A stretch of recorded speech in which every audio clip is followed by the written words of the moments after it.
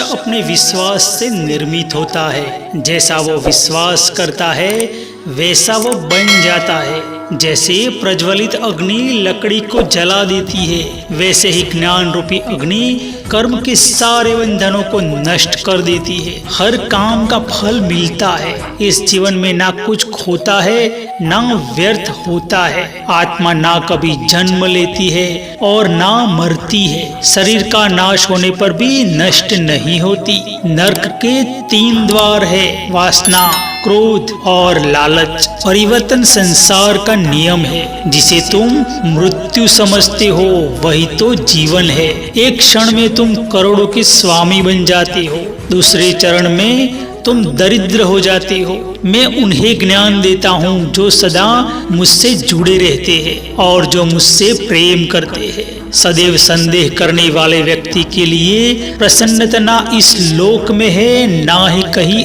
और। हर व्यक्ति का विश्वास उसकी प्रकृति के अनुसार होता है। केवल कर्म करना ही मनुष्य के वश में है, कर्म फल नहीं। इसलिए तुम कर्म फल की आसक्ति में ना फंसो तथा कर्म का त्याग भी ना करो। व्यक्ति जो चाहे बन सकता है यदि वह विश्वास के साथ इच्छित वस्तु पर लगातार चिंतन करे। मन अशांत है और उसे नियंत्रित करना कठिन है, लेकिन अभ्यास से इसे वश में किया जा सकता है। शांति से भी दुखों का अंत हो जाता है और शांत चित्त मनुष्य की बुद्धि शीघ्र ही स्थिर होकर परमात्मा से युक्त हो जाती है। कर्म मुझे बांधता नहीं, क्योंकि मुझे कर्म के प्रतिफल की कोई इच्छा नहीं। जो कार्य में निष्क्रियता और निष्क्रियता में कार्य देखता है वह एक बुद्धिमान व्यक्ति है। समझ ज्ञान से गहरी होती है। बहुत से लोग आपको जानते होंगे